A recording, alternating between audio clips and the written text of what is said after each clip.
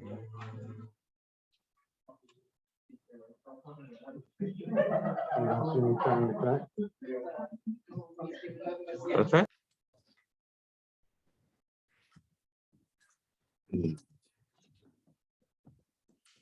Welcome everybody to the February 9th, 2022 meeting of the Village Board of Trustees. So we'll start with the pledge.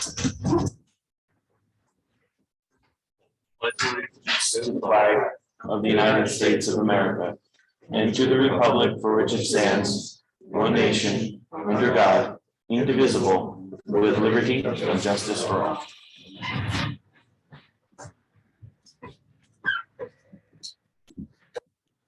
Okay, clerk call the roll. Here. Here. Here. Here. So if we have a moment of silence, our Jen Warner died this month. He's or last month, I guess. He was a pillar of Scotia. He had a number of rental properties he took relatively good care of on Sacandaga Road and other places. But I've known him for a long time.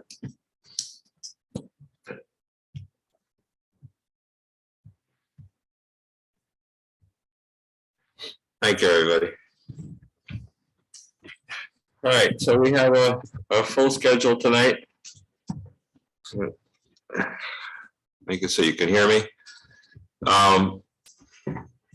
We have 3 chances to address the body here. Different things. So the first is the regular privilege of the floor. The second one is the public hearing in relation to the tax cap, and the third one is the public hearing in relation to the encumbrances on the streets. So I have 3 different sign-ins. Mike, you signed in for the general one. Is that what you wanted, or do you want tax cap? I think it's about the tax cap, but it's a little off subject of the tax cap. It's about the tax cap, though. Okay, you can choose. That's fine. I don't care. The difference is for a privilege of the floor is a general statement and notes are taken. The wording in the statements in the public hearing are taken into record, word for word. So it's your choice. Okay. So, Yep. so if you'd like to come up to the microphone, you can be first.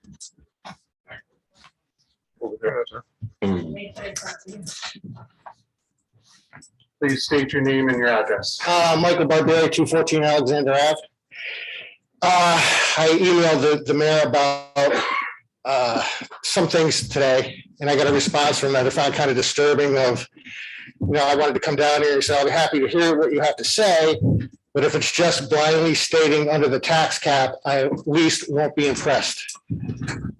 Well, you want to step out and have a cup of coffee, or what do you want to do here? I found that kind of, as a taxpayer, a rude response to a legitimate question. So here we go. First of all, I'd like to thank Amanda Gonzalez-Barone for bringing this to the village taxpayers' attention, on which was very short notice. Second, I'd like to say that my entire working career has been in the private sector.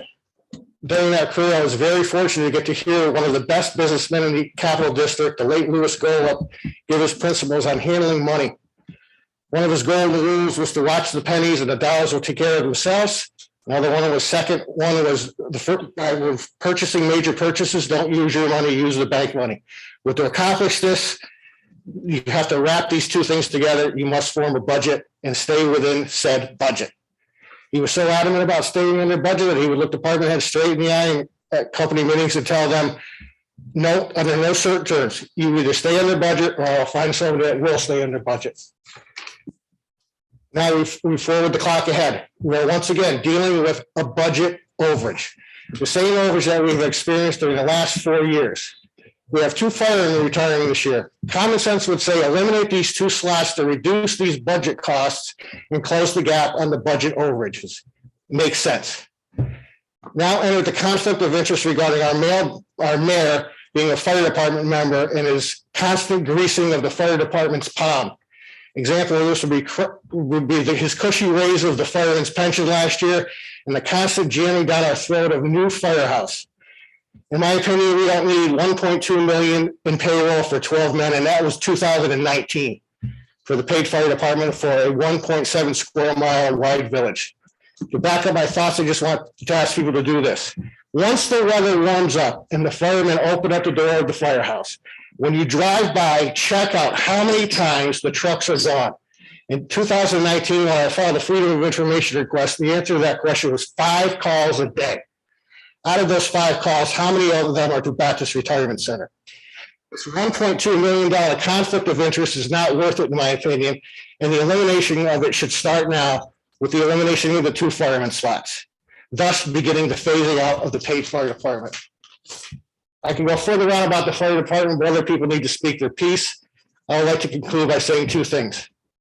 I would encourage everybody in this room to email Jim Tedesco and let him know your thoughts on this fiscal mess, and encourage him that the taxpayers of New York and the Village of Scotia need the state to come in here and audit the books of the Village of Scotia to see what is going on here fiscally. Second, I think we should need to take a page out of the Rule School playbook. We have given these people time after time after time to stay under the budget, and they have failed. It is time to go to the voting booth and put people in place who will stay under budget. Thank you. Is there anyone else who would like to be heard at the regular privilege of the floor? Anybody in Zoom land? Some people joined more recently. We're doing 3 different opportunities for the public to speak. We're now in regular privilege of the floor. The next one will be the public hearing in relation to the tax cap. The 3rd one is the public hearing in relation to the local law 2023 and 2022B. Is there anybody who'd like to be heard at the public hearing? Just raise your hand. Okay, so we'll close the privilege of the floor. We'll go on to item 4, local law 2022A, authorizing a possible property tax levy in excess of the limit established in general municipal law 3C. I have Amanda Gonzalez Barone. You'd like to step up to the microphone?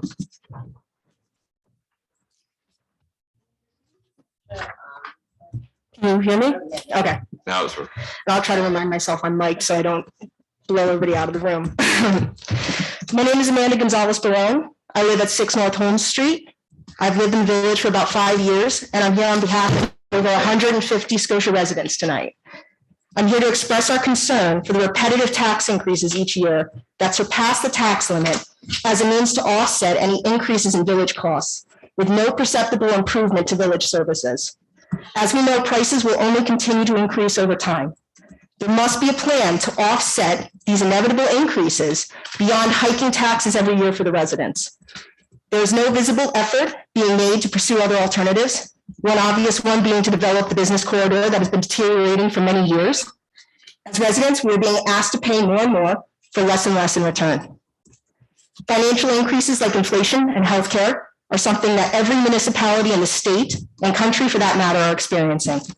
However, not all of these towns, villages, and cities are choosing to continually surpass the tax limit. Some are finding ways to manage these through cutting back in other areas, through grant programs, shared services, and other budgetary plans that reduce the financial impact on its residents.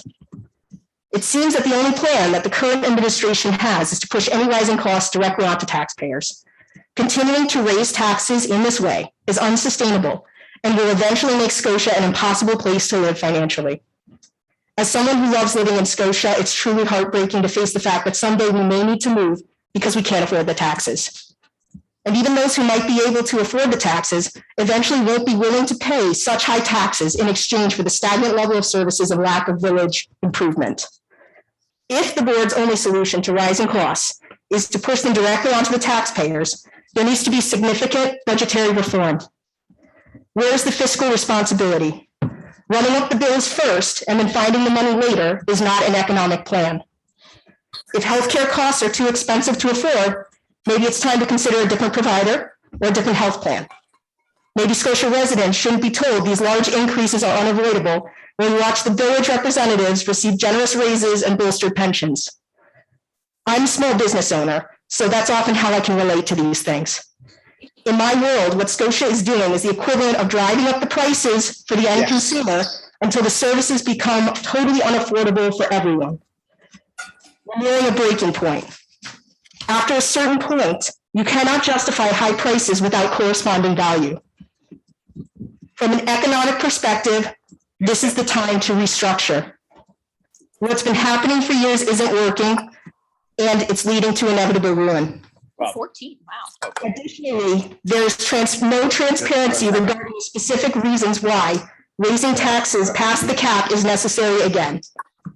Nor is there transparency regarding anything the village has done to avoid doing so. The only announcement of this vote was made via the village email list 5 days before the vote. If you're not on the list, you would have no idea this is happening. And as many residents I've spoken to over the last 5 days have told me, they only knew about this vote because I told them. It's not even posted on the village website news section, even though other village announcements are. Habitually, meeting minutes and meeting videos are not posted in a timely fashion in order to inform Scotia residents of these critical issues. Per New York State open meeting laws, section 106.3, minutes must be posted within 2 weeks of the meeting. This was a revision made this past fall to ensure in the wake of the pandemic, citizens had timely knowledge of the actions of their government. As of today, the most recent meeting minutes posted to the village site were from January 4th, 2022, although there were Board of Trustee meetings that occurred on January 12th and 17th, meaning minutes should have been posted by January 26th and 31st respectively. They have not. The most recent recording of the village meeting was from nearly a year ago for the March 10th, 2021 meeting. No meeting recordings have been posted since that date, although Zoom can automatically record these meetings, make them available for upload within about an hour of the meeting ending. If you can't attend the meetings regularly in person or via Zoom, you have no idea what is going on. And in our pandemic environment, where people choose not to leave their homes for safety reasons, this omits an entire population of residents from receiving critical details about their local government. At best, this is a lack of transparency, and at worst, this is a violation of New York State open meeting laws and freedom of information law. We need a change in the way things have been done. We need more transparency from our village government. I petitioned my neighbors regarding these issues. I didn't have much time to prepare. The communication about this vote only went out Friday night. I'm certain given more time, I could substantially increase the number of names on this petition. However, in a short time, I collected over 150 signatures from Scotia residents who are requesting the following: a delay of today's vote about surpassing a tax cap in order to allow the board to prepare documentation to be made publicly available to its residents regarding why this vote is necessary, including how future tax dollars will be used, and present the findings in an open public forum. In response to the petition, along with the signatures, I've received multiple calls, emails, and messages from Scotia residents. I won't share the details because that's not my position, but I will say that the repeated theme I've heard over the last 5 days is the lack of confidence Scotia residents have in our leadership right now. There needs to be a change, and that starts with transparency of our government, a solid plan to revitalize Scotia that does not rely on unaffordable tax increases every year, and for the residents of Scotia to be heard. I would like to present a list of the names of the residents who signed the petition for the board's records if they would like to accept them. And I wanted to thank you very much for your time. So, Amanda, before you can you read us into the record also what the petition actually says? Absolutely. I actually included a copy of the petition itself to submit as well. The petition states, "Dear Village of Scotia Board of Trustees, I am a resident of the Village of Scotia and require more information about the village's proposed use of future tax dollars before supporting another vote to surpass the annual tax cap. I am requesting that the village board, 1, delays the tax cap vote planned for Wednesday, February 9th, 2022. 2, makes publicly available the specific details regarding why surpassing the tax cap is necessary, including how future tax dollars will be spent. And 3, holds a village-wide public forum to present the findings in number 2 above. Thank you for your consideration. That's the exact text that everyone has signed. Thank you. Absolutely. Yeah, you can drop it off. Absolutely.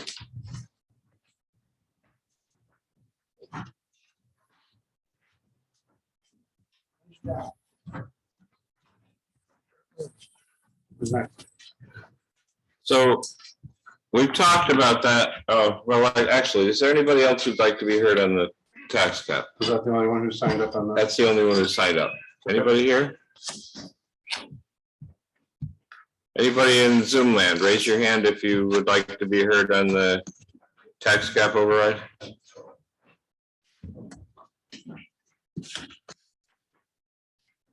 Okay, seeing none, we'll close the public hearing. We had some. There are 2 people with their hands raised. Oh, I'm sorry. Thank you, Kathy. Thank you. Sue, go ahead. You need to unmute. There you go. Yep. Sue Torelli, and I'm at Yep. 26 Sunnyside Road.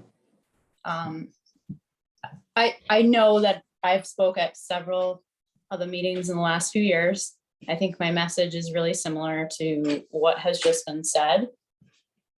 I think that this has been a repeated problem that is not going away. And I'm really disappointed again for another year. There has been no action by this administration to look into possibilities to decrease the costs. And I'm not talking about if DPW can do without, a truck, or not, if we can cut rec programs, because we've already cut all those things. We've gotten to the point where we have trimmed our budget as much as we can with all these little items. And we need to start looking at bigger ticket items. And I know I've said it year after year, but yet we continue to not look at it. And those include things like, what the previous speaker had said, who didn't speak during the public hearing, but spoke during the open forum. His comments were, there's a couple retirements that are happening. Some of the things we could look at are positioning the village not to fill those spots, and I did notice in the meeting minutes on previous that we've looked into combining the DPW and the parks. And, it's things like that, but those need to continue into looking into those police and fire services. And again, I've said it, everyone likes those services. They're great services. But in my household budget, if I can't afford something, you don't pay for it. You can't get it. And what we need to look at are what the compromises are. We need to look at, if we don't hire more firefighters, what implications is that? Like, is that response time? Does that affect the response time? And how does that affect the response time? I think you, as an administration, hang your hat on the fact that you think village residents will pay to maintain these services, and they will continue to pay. And George has spoken at meetings and said he will vote for these things regardless of what people say. He has said that because he feels that they're beneficial and he has benefited from them, and he will continue to vote for them. But not everyone will do that. And you guys need to listen to people. You can't just have your opinion and not listen. We can't continue down this path. Every year we put up charts and we say, here's our income and here's what our costs are. And it's a very clear increasing line for costs, and that is not stopping. And the villages built out are We can't attract large businesses because we don't have the space for a Walmart or a Target or a Lowe's. We don't have the space for those kinds of businesses to help with our taxes. The only thing we can do is tax our residents. And unfortunately, we're getting to the point, as you can tell, the last few years, people are getting really upset that we have exceeded the tax cap for, I think this is the 4th year in a row. And I'm not talking small increases. They're 4, 5, last year was proposed, I think 7, we've got it down to 6. Like those aren't, I'm not getting a 6% raise at work. We can't sustain this. We need to start looking at what we need to compromise, how we can take our services and compromise with the cost. And instead of doing that, what we have studied over the last year and what we have paid consultants to do is to look at how to spend more money, how to build a firehouse. We cannot spend more money, but that's what we're spending our time looking into. We're spending our time looking into how to spend $11 million that we don't have. I cannot support voting for a firehouse when we can't even get our budget under control. It's completely irresponsible. And I've said it year after year, and things need to change.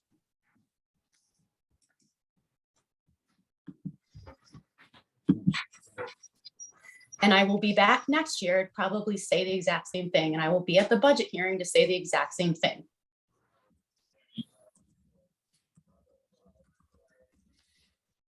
Thank you, Sue. Tammy, do you still have something?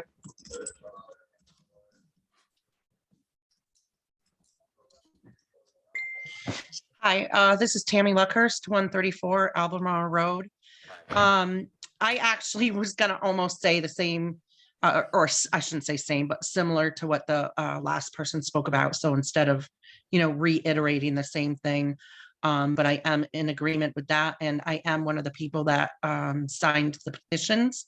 And I really feel that the board, over the years, at least my dealings with the board on certain issues here in the village, have fallen on deaf ears. You don't follow through with the requirements that you say people or businesses are required to do. So it's frustrating when I have to keep paying more and more money, and I don't really see a lot coming from the board with their understanding of things that affect their residents in the village. I signed the petition. I'm not sure if she got it because I saw the petition late, but I am one that signed a petition and in agreement. So thank you for letting me speak. Thank you. That's it. Is there anybody else who'd like to be heard? Raise your hand, please. Anybody in Zoom land? Anybody here? Okay, we'll close the public hearing on that. So the board has talked and we're decided to table this until Monday's work session on the 21st. We will send out a response to the issues involved probably tomorrow. So you have that, and people want Just for the end of the week, I would think, because it seems, there's a lot of questions that were asked. In my opinion, there's a lot of things that were made, and we'll work on it. We'll get it out. yeah.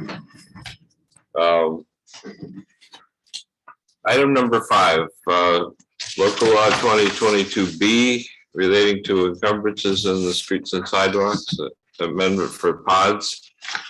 Is there anybody who'd like to be heard on that one? Anybody? Going once in Zoom land, if you raise your hand. Can you give a brief description of it, please, So for the resident? this is a local law that we passed a couple months ago where we set up for a permit for putting like a dumpster in the street if you absolutely had to.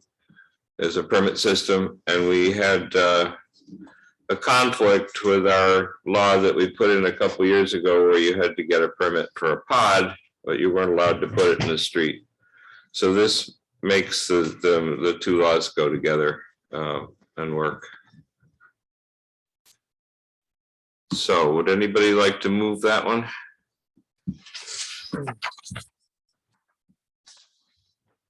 I'll make a motion to move the local law 2022B relating to incumbents on streets and sidewalks for the HOD amendment. I will second that motion. Clerk call the roll? Trustee Solichak. Yes. Trustee Rizzo. Yes. Trustee Gray. Yes. Trustee Cook. Yes. Mayor Gifford. Yes. Item number 6, can we have a resolution to appoint Captain Dave Wood to the position of fire chief effective March 12th? I would move that motion. Sorry, Heather. Go ahead. Heather's on. I'll make the motion to appoint Captain Dave Wood to position of fire chief effective March 12, 2022. I'll second that motion. All in favor? Aye. Opposed? I'd like to thank Chief Almy for many years of service to the village fire department, and He isn't gone yet. We got he has to work for well, another we're not month. pushing him out the door, but it is Close, getting close. it's a appointment from within, so Hmm. it's good to see the steps and the positions that people can get with commitment to the fire department. So Okay, item 7, can we have a motion to appoint Keith Phillips? I'll make a Appoint- motion to appoint Lieutenant Keith Phillips to the position of fire captain effective March 12th. I'll second. All in favor? Aye. Aye. Opposed? Item 8, can we have a resolution to appoint firefighter Adam Henry to the position of fire lieutenant effective March 12th? I'll make that motion. I'll second. Who got it? I'll give it to Heather. Okay, Heather got it. All in favor? Aye. Opposed? Item 9, can we have a resolution to appoint Liam Hill to the position of firefighter effective March 14th? I'll make a motion to appoint Liam Hill to the position of firefighter effective March 14th. I'll second that motion. All in favor? Aye. Opposed? Item 10, can we have a resolution to appoint Adam Wall to the position of firefighter effective March 28th? I'll make that motion to appoint Adam Wall as firefighter. I'll second.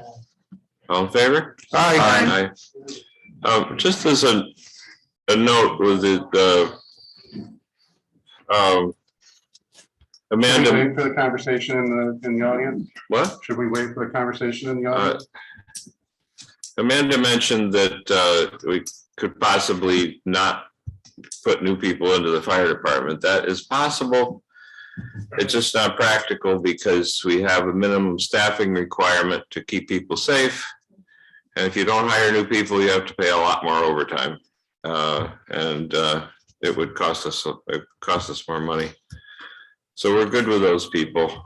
Item number 11.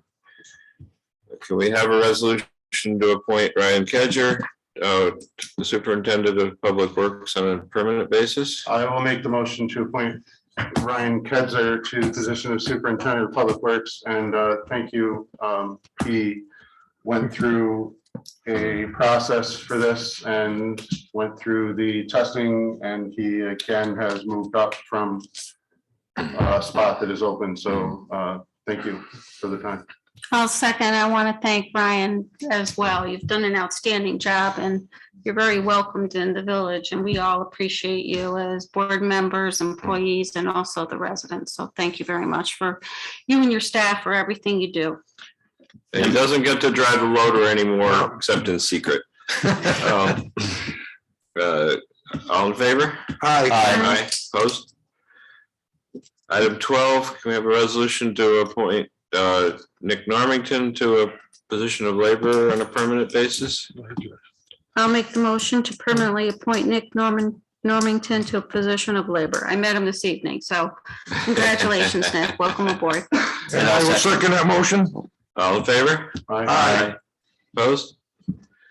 Item 13, can we have a resolution to adopt the Schenectady County Hazard Mitigation Plan for the village? Mayor, would you go over that plan so the audience knows what that is for? just so they know. Dan, do you have a brief description of it? Dan? Do I? The hazard mitigation or do you? No, that's Lewis's Oh, thing. Lewis. Yeah. Uh, This is a plan the county's been working on. It's got some big grants attached to it. We look like we may be able to get some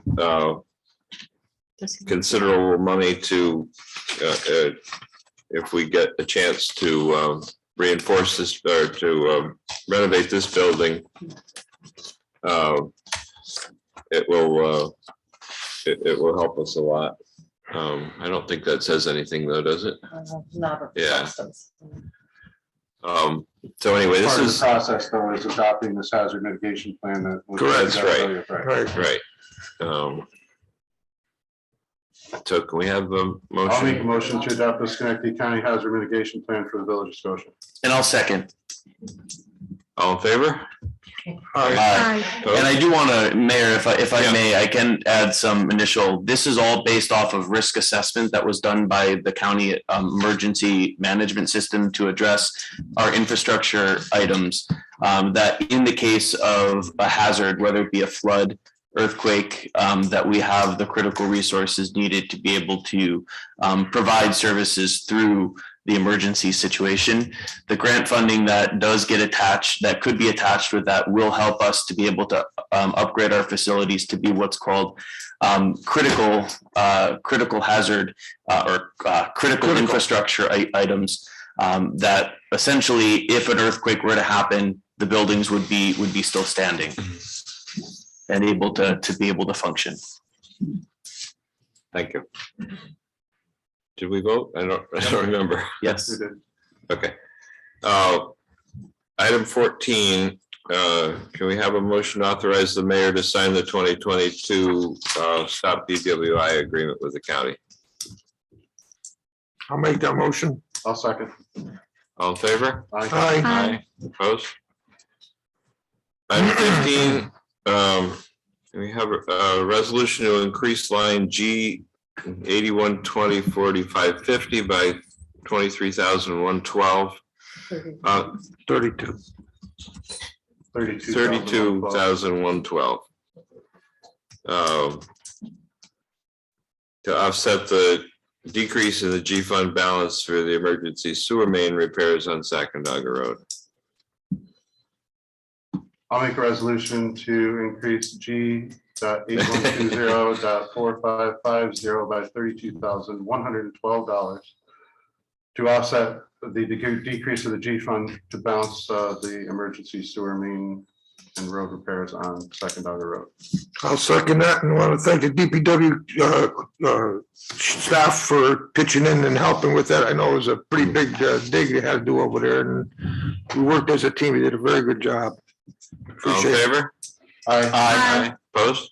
Quick statement too, this was we probably all saw it on Sacandaga Road. The road was blocked and had construction on it through the Christmas holiday due to a sewer main challenge that we had. There's some old clay tile pipes that are, how was it, a 24 inch, Brian? 8 inch. It was an 8 inch? Yeah. And then we worked with Ryan worked with the town of Glenville, the DPW, to get the cameras, because they have a camera system. And they found the problem, it was 16 feet deep. Yeah, just about, or almost about that, Yeah, and we had to use, because this kind of goes along with item number 16. They had to engage Bellamy Construction because the village isn't equipped to dig that deep safely for the workers, so. Okay, so item 16 is an authorization to pay Bellamy Construction, said 32,112 for the work. I'll make that motion. I'll second. All in favor? Aye. Opposed? Item 17, mayor's comments to the board. So we got a few things this month. I want to congratulate the police chief, the lawsuit over the guy who was shot in Glenville when I was first mayor is successfully settled to the favor of the village. So our officers aren't under that cloud anymore. Yeah. I had a call from somebody who was trying to skate on the lake near the outlet, or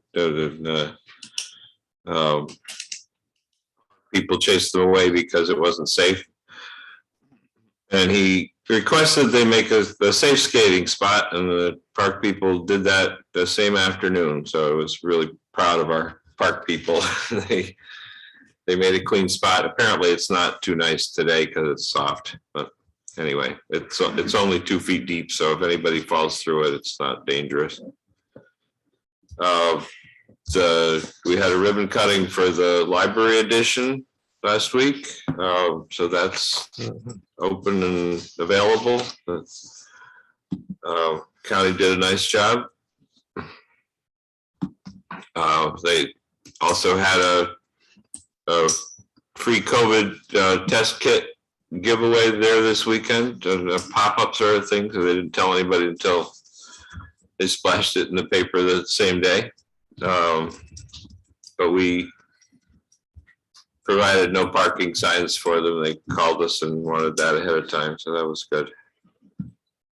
We'll probably get this in the individual reports, but thanks to DPW for good job clearing a difficult storm. And the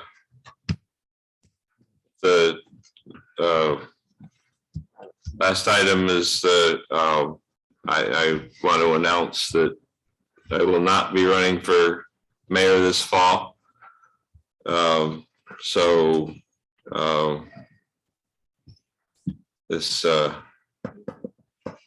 It's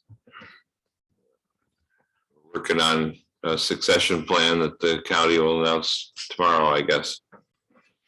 So anyway, item number 18, correspondence, liaison, and special committee reports. Justin? So we'll start first with the zoning board. Easy one to have. The zoning board did not meet. There weren't any applications for variances. I do want to take a moment just because Ryan's appointment to DPW, his interim appointment, happened while I was liaison of DPW, and I do want to congratulate you on your leadership within that department. Also, the additional responsibilities of oversight that you are taking on with regards to the reconfiguration of DPW and parks together as a unified entity. I think that is, we've seen your team work very hard. And I also want to welcome the new teammates to your team as well. And I know that our park, as well as the 52 miles of road through the village, are in good hands. And I know that was shown with this last storm, which was very challenging. Moving on to my current liaisonship with the police department, it's been a very busy month for the Scotia Police Department. There were two significant incidents that occurred in the village that are police officers who are also detectives. They work dual roles here at the Scotia Police Department. Were able to successfully apprehend an arson suspect, which was also quickly responded by our fire department. So that investigation is still ongoing, but there was also other significant incidents that happened due to the nature of the investigation. I won't be able to say much about. Chief Harrigan and the Scotia Police Department remain committed to implementing a community policing initiative here. This includes continuing to meet with community partners. The chief attended the Scotia Business Improvement District meeting to connect with the local business, serve their needs. But he also took time to meet with local pastors here in the village to discuss some community-related issues, especially as it relates to youth. The work is continuing on the creation of our community resource officer position. That's going to allow us to have a dedicated police officer walking a traditional beat, interacting with our youth in the neighborhood. I also am happy to report that we've received a contract through the Scotia Glenville School District, where there will be a shared service with an additional the community resource officer will also be very active in our village schools, because we know community policing and school resource policing is most effective when it extends beyond the classroom and into our neighborhoods. The contract will bring in about $42,000 each year to help subsidize the cost of the community resource position. The remainder of that additional expense will be paid for out of the overtime budget line, allowing us to be able to reduce the overtime expenses in that particular department. Along those same lines, Schenectady County, through the bail reform, was able to be reimbursed by the county over $20,000. So that's money that will go in back into the village budget. In addition to that, the grant that we receive for the Cortico grant for our wellness is really focused on providing mental and physical health and well-being to our police officers at this time. So Chief Harrigan began working with the Cortico representative to get that app and resource up and available to our officers. You'll notice all this month that our officers are wearing green ribbons on their uniforms. This is after they've had an interaction with a local resident whose daughter is actually struggling with a rare and aggressive form of bile duct cancer.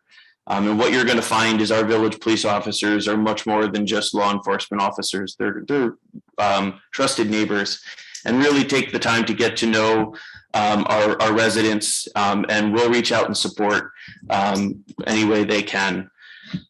The board approved, in a sense, signed the DWI agreement with Schenectady County, so we look forward to that getting into the right hands and working with that.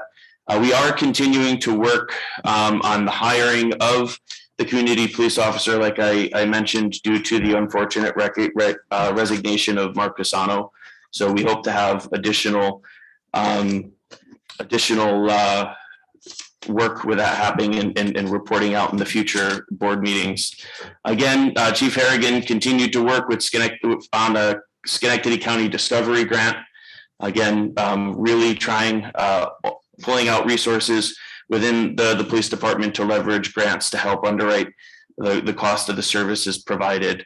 What I can say about the other big incident was in addition to the arson, there was it's been since closed. The young girls have been returned to their home, but there was an abduction, an attempted abduction on the village, and our village officers responded very quickly within a matter of just a couple hours. New York State Police Task Force was able to be here, and by the time they arrived, they already had an emergency command post set up in the village area. So the name of the game with the Scotia Police Department is close proximity policing, and that is something that I think, as we see both within the major incidents that have occurred here this month, as well as our commitment to community policing, puts us on a fine footing for the future.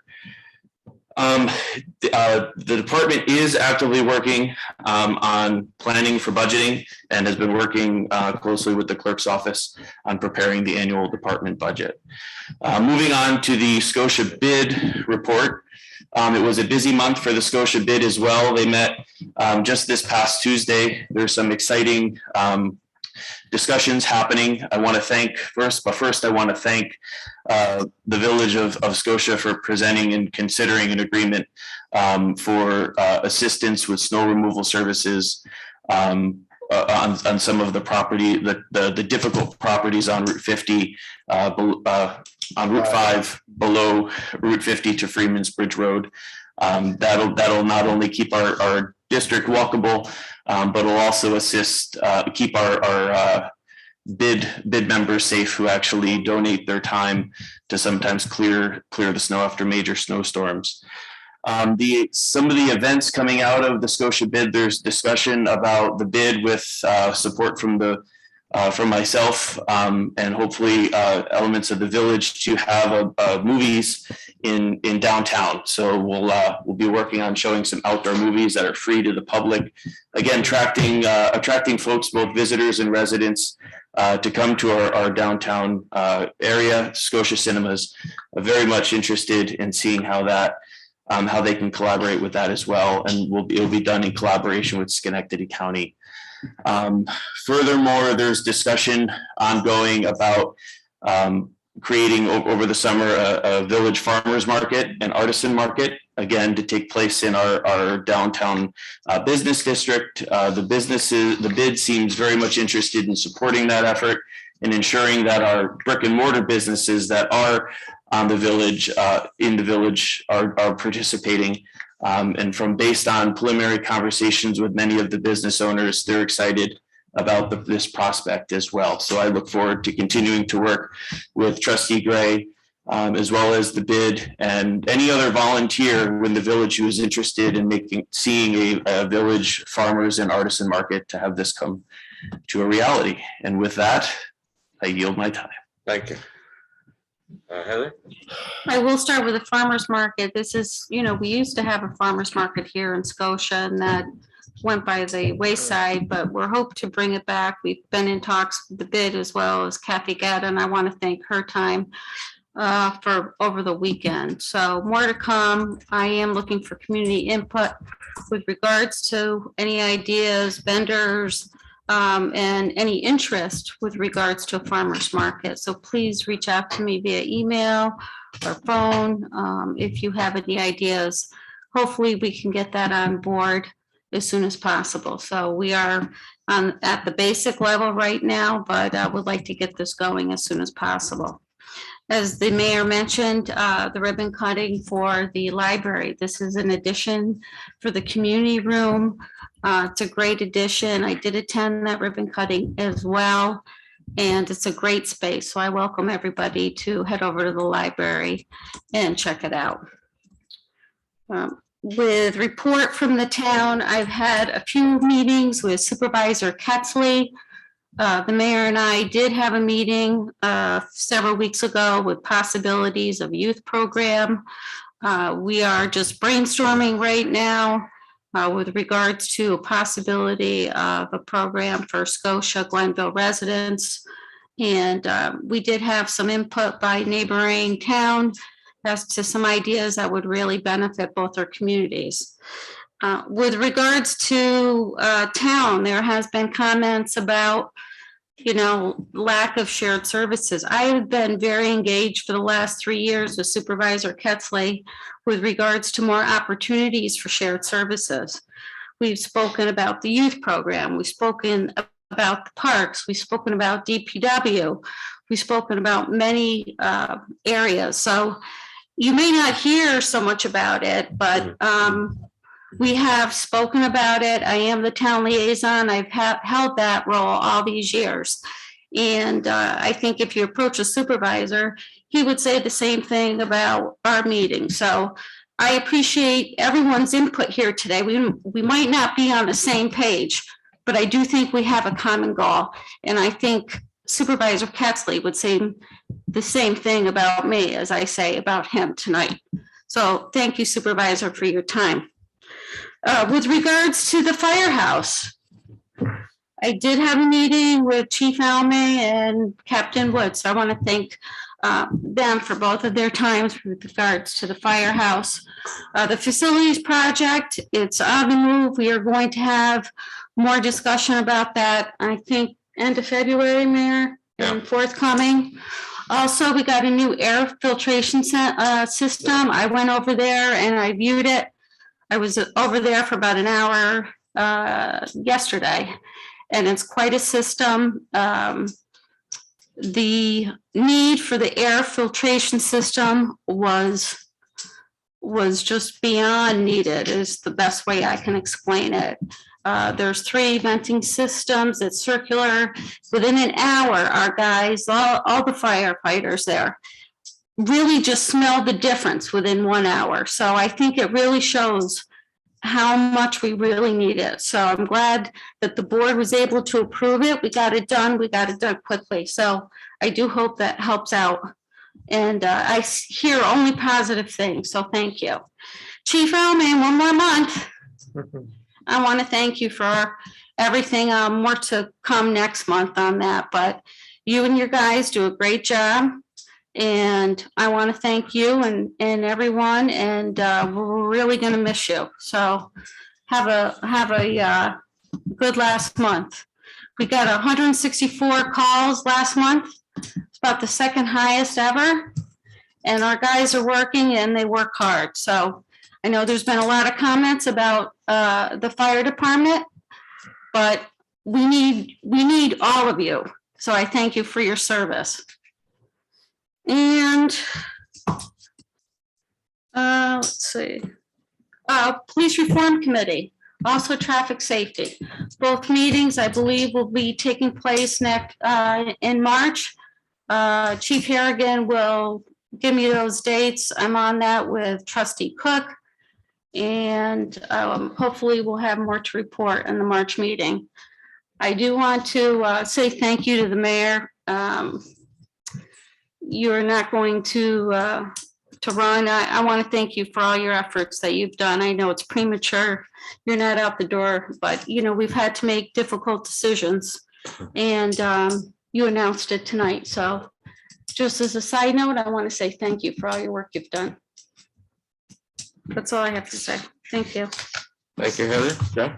All right, we're having a meeting of our car show, a special events meeting. We are looking into getting the cars out in the street quicker and having more vendors and parking for the event. We also have been in contact with the Waterford Visitor Center, which I always go down and drop off pamphlets to promote our docking and our Freedom Park concert series. A lot of boaters, since we put the docks in, have been coming upriver and spending a couple of days with us, going through our village and going through the banks and restaurants that we have available for them.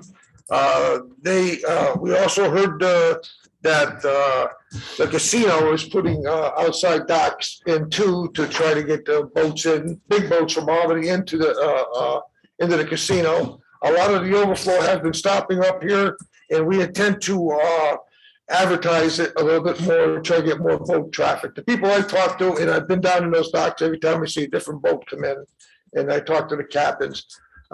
They come from the south and they're going west, or they're coming back. They know we're here. They stop. They use our facilities. They spend their money in our village. That's what we're looking for, and I hope that will continue.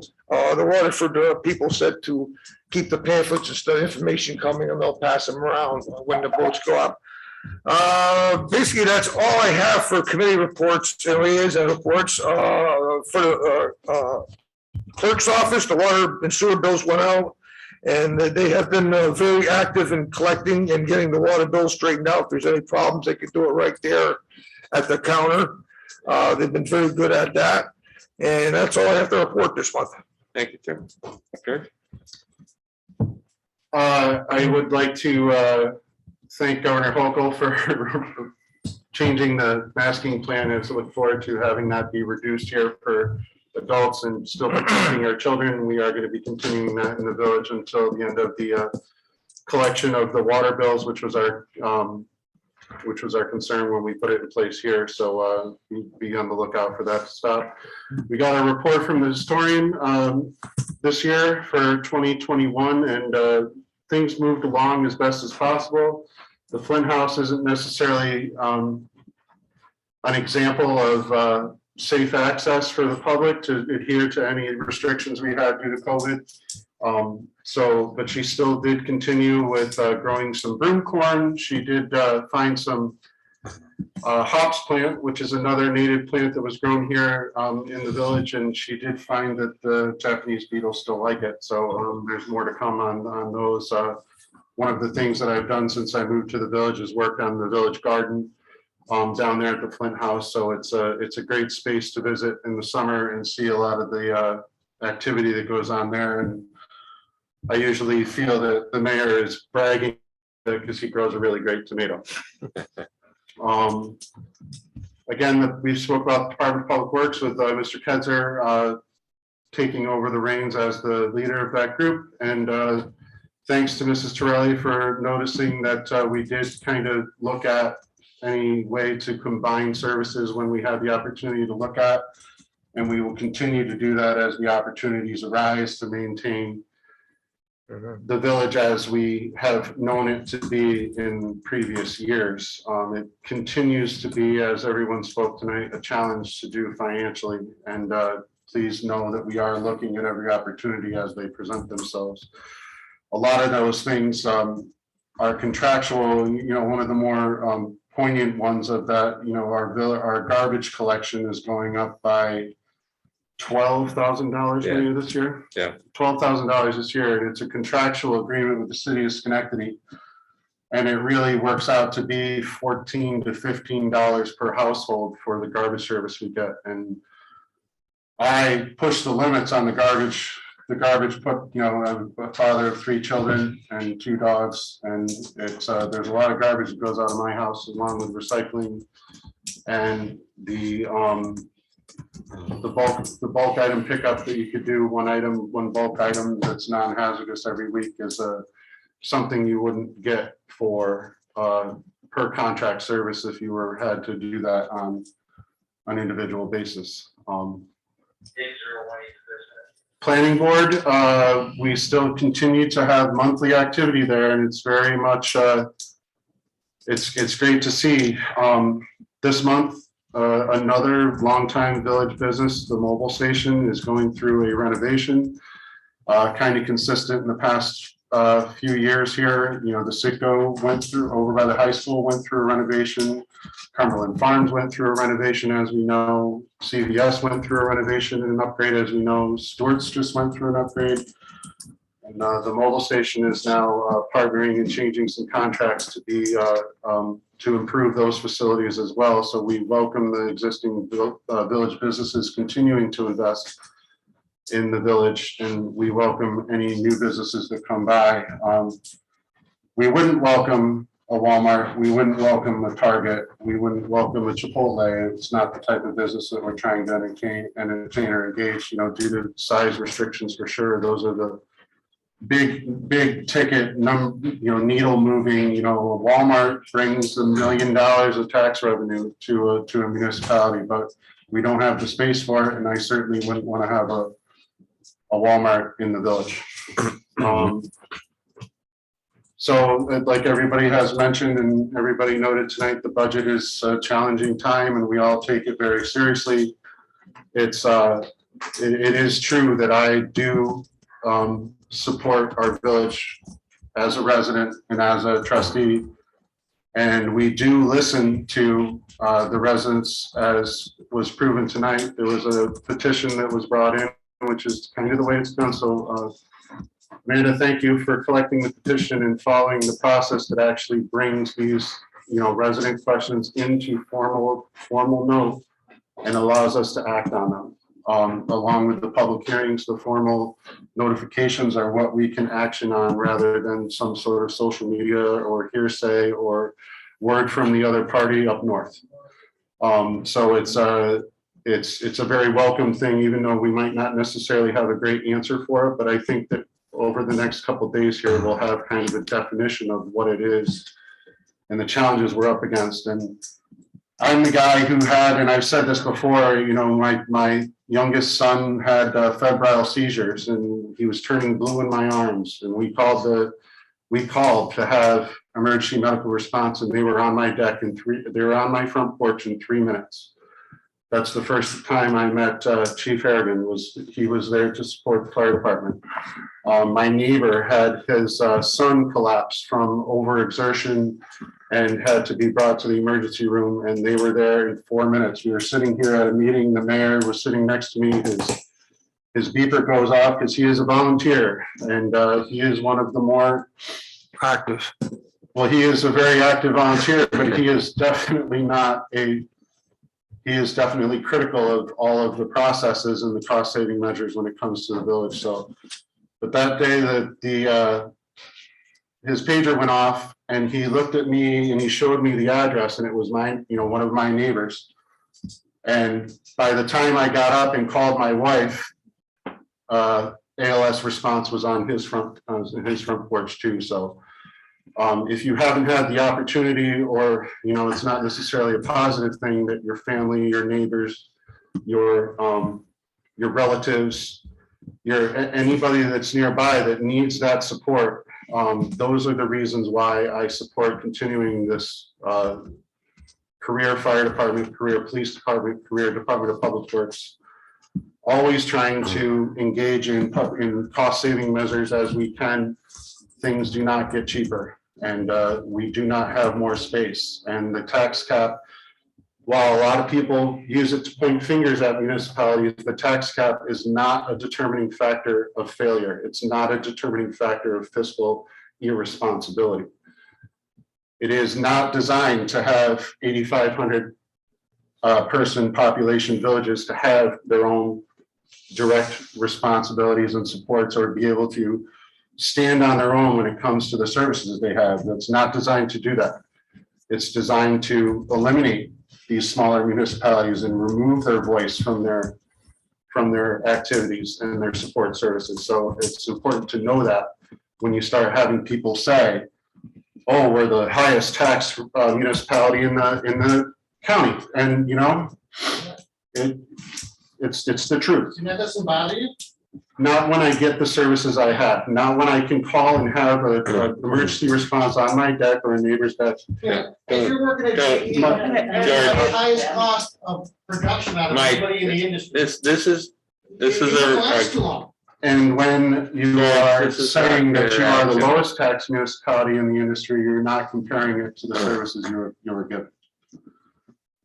So there is many more things that you can discuss about this, and many more facts, and we can do a better job at presenting that. The last thing I'll say here, items 22, 23, and 24 are the approval of the minutes that Amanda, you're saying we're missing, and through normal process, we have to approve them at monthly meetings. So the 2-week requirement, we're going to have to look at and ensure that we're adhering to that, but they need to be approved formally. So that's what's happening in items 22, 23, and 24. And you will see those go up as soon as possible. Thank you, and right back at you, Tom. Okay. Item 19, departmental reports. Can we accept those, please? I would like to thank the departments for the reports in a timely manner. I'll second. All in favor? Thank you. Item 20, the budget adjustments for the month of January. Can we have a motion to do that? I'd like to make a motion to make the budget adjustments for the month of January. I'll second that motion. All in favor? Aye. Aye. Aye. Opposed? Item 21, out of the claims. Can we have a motion to pay the bills? I make that motion. I second. All in favor? Aye. Aye. Opposed? Item 22, can we have a motion to approve the minutes of the January 12th meeting? I'd like to make a motion to approve the meeting minutes of the January 12th meeting. I'll second. All in favor? Aye. Aye. Aye. Opposed? Item 23, can we have a motion to approve the minutes of the January 17th meeting? I'll make the motion for approval of the minutes, of the January 17th, 2002 Village Board of Trustees special meeting. I'll second that motion. All in favor? Aye. Item 24, can we have a motion to approve the February 1st meeting? I'd like to make a motion to approve the meeting minutes of the February 1st meeting of the Board of Trustees. I'll second. All in favor? Aye. Aye. Item 25, does anybody have any new business for the body? Did you want to? So I got, there are two things. We had an agreement with the town of Glenville for the Broad Street sidewalk, safe travel to school. We had it on the agenda for last month. We tabled it. I forgot to put it on the agenda for this month, but the text is already out there. So and we'd like to keep moving with that if we can. Would anybody like to move that, Heather? I'll make the motion for the mayor to sign the, can I have that? The agreement between the Village of Scotia and the town of Glenville with regards to the expenditure of the sidewalk on Broad Street. In Is the that amount of- sufficient? in the amount of? 21,000. Okay, one moment. I have it. I know it's 21,000.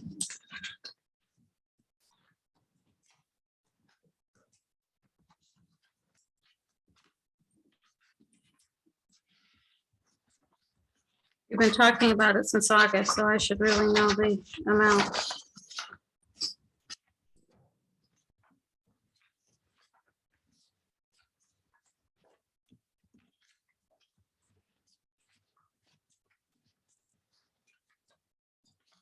Maria, do you have the minutes from last week?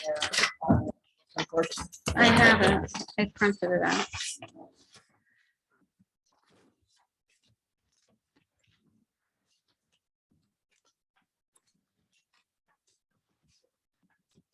Anyway, I don't, 21/4/29/07. thank you. I'll second that motion that was made by the team.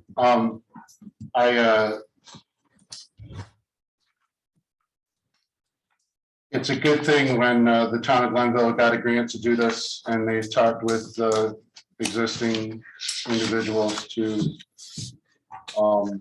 kind of have a verbal discussion about it. Thank you, Olivia. There was not a formal memorandum of understanding between the town of Glenville and the Village of Scotia. There was not a formal discussion about the specifics as far as maintenance of that project, and there was not formal involvement of the Village of Scotia by the town of Glenville in the bid process or the start of construction. There is a combined desire for the town of Glenville and the Village of Scotia to have safe passage to school, which is at the end of the day which this is going to allow for. So this agreement, while it is after the fact, it does state that we are in agreement for paying what was it, 25%?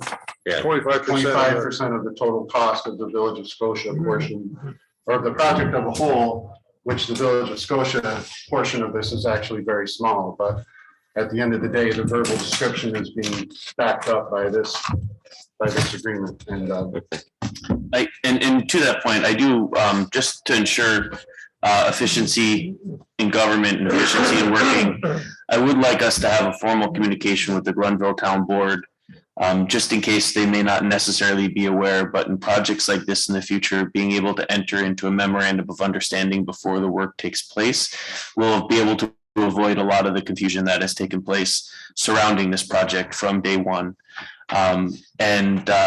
The simple fact that as a village, a mayor is not able to authorize payment of anything without a resolution of the Board of Trustees, for us not to have that memorandum of understanding is problematic. So I'd just like to make sure that gets resolved for other future shared services ventures or intermunicipal agreements. part of our fiduciary responsibility to the village to make sure the agreements are in place. Yeah. And our residents impacted by the sidewalk also deserve to have that clarity. Thank you. All in favor? Aye. Opposed? Thank you.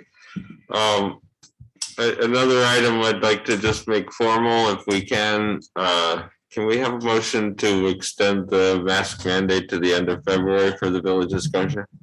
I will make a motion to extend the mask mandate to the end of February for the village of Scotia. I'll second. All in favor? Aye. Opposed? Item 26, can we have a motion to adjourn? So bid. Thank you, everybody. Is that